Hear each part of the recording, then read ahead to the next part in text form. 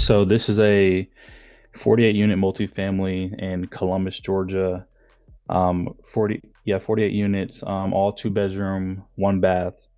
I've been talking to this guy since November of last year, trying to get everything together, seeing when he's motivated to sell. Back then in November, I wasn't really that good at underwriting, so I didn't know if his price was good or not. He said he wanted a well, he went from like I think 3 million to down to 2.2, and he said he wouldn't take anything less than 2.2. So I got all the information I needed, well, most of it, and then tried to underwrite it. He said that there's like a program in place that's been there for the last 18 years, which they rent the property and they take care of all the expenses, and he just collects the rent pretty much. Okay. So he said he only pays taxes and insurance on the property, and then when he sells a property, that program's still going to be in effect. I'm not sure what the program's called. They wouldn't tell me, but I did the underwriting the best I So how could much does he with the want right information. now? He wants 2.2 right now. Interesting. Okay.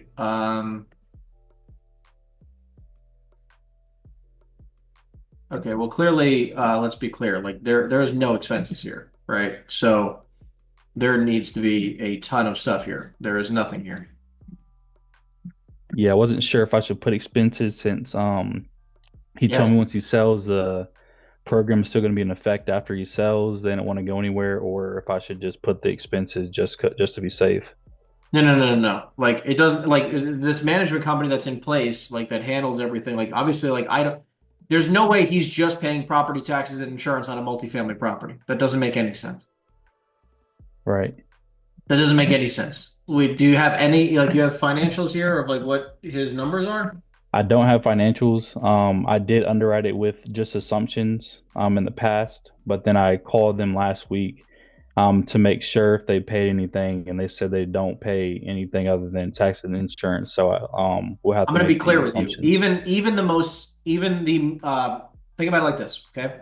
Even the most sophisticated brand new construction apartment complexes, okay? Where everything's separately metered. Separate water meters, separate electric meters, separate gas meters, okay? So they don't pay any utilities, right? You are still obviously going to have to pay something for pest control because they're not taking care of it. You're obviously going to have to take care of things like security and fire monitoring. You are still going to have to pay for marketing for your building. You're still going to be paying for landscaping and snow removal. No matter what, you're going to be paying for a payroll slash, do admin slash accounting, right? Like you are still going to have these fees. You are still going to have a repairs and maintenance budget, for God's sakes, right? Right. You're still going to have management fees, right? You're still going to, and then, obviously the taxes and insurance. So, like, even if we don't pay any utilities, which every single landlord is going to tell you, like, oh, yeah, all I pay for is taxes and insurance because all they think about is utilities as another thing. And I guarantee you they still pay fucking water. Guaranteed. Okay. My bet. Okay. I bet money on it that they pay water. Okay. Because that's Right. rare to be separately metered. Okay. Let me look at this thing over here. Let me look at this building over here. I'll look it up fast.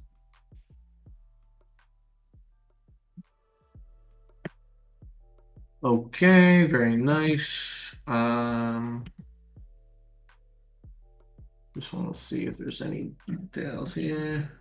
He bought it for $575,000 in 2007. God bless you, sir. All right. Um, yeah, 28,000 in taxes. You got that right. All right. So watch this, right? Now we got to make some assumptions, clearly. Okay. So I'm going to be making some assumptions. Number one, that we could do 45. Let's just say it's 40. Yeah, I'm going to do 50. $50 per unit, which is 48 units, right? Right. Okay. 48 units is $50 per unit in water a month. Okay. Which is 24 times 12. That's 28,800. Where the hell am I typing right now? 28.8.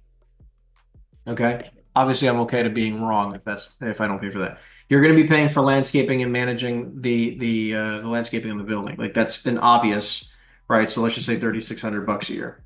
Okay. Fire monitoring, let's say $1,200 a year. Marketing and leasing, you're at least paying $100 a month, even if you do absolutely nothing. And that doesn't even include the leasing. So like I would separate these two out. Marketing and leasing is, I'd probably do one marketing. You can do leasing down here. Because you're gonna have like if you have if you put this on Jesus Christ. Yeah. Um if you put this on Zillow, okay, and then you have some random agent bring you a tenant, you're going to pay them half the commission, right?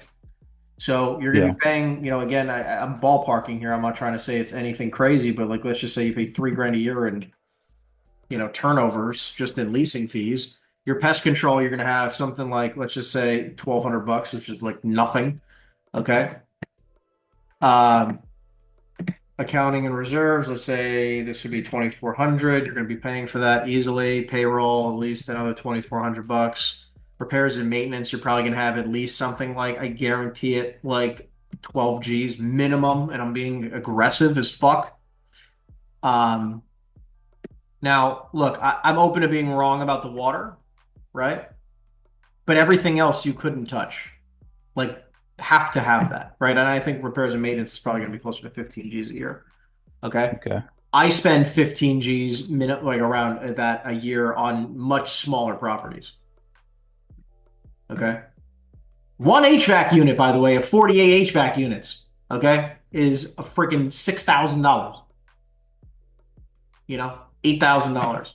Okay. Even if the water, fine, I'll even drop this down a little bit. Okay. But it's not off by that much. Okay. Anyways, let's go to this deal now. All right.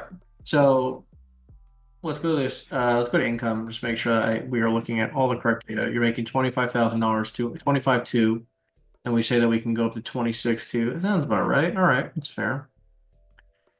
Not crazy bad. I'm for it. You make 292 gross. Okay, what are my expenses? 109. I still think that's a little light. 109. Okay. This is at least coming closer to where I feel like we need to be. So we're gonna have a 200 net. Cap rate's an eight and change. I feel like it's a little. Let's go to cash flow for a second here. Okay, we have our gross income of 292. We have our operating expenses of 109. We have our net operating income of 182. We have our debt service after that of 130. So we're going to cash flow $50,000 a year. Let's talk about what you did down payment, 600 down. Okay, closing costs number one are probably going to be closer to 60, maybe 70, but somewhere in that range, 60 grand. Due diligence, that's fine. How much capital expenditure do you think this needs? Because it doesn't need zero.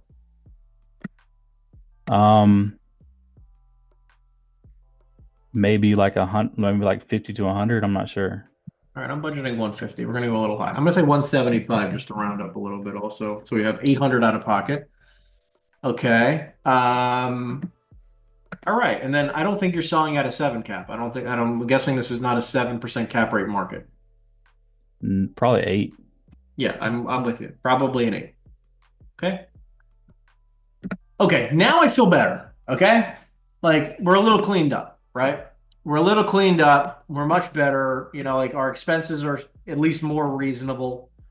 And our income is not overzealous. I mean, obviously, I would double check to make sure you're actually making. I would ask for a rent roll, make sure you're actually confirmed that everyone is actually, rented at 525. A lot of people go, yeah, it's on average 525, and then half of them are at 525, and then half of them are at 450.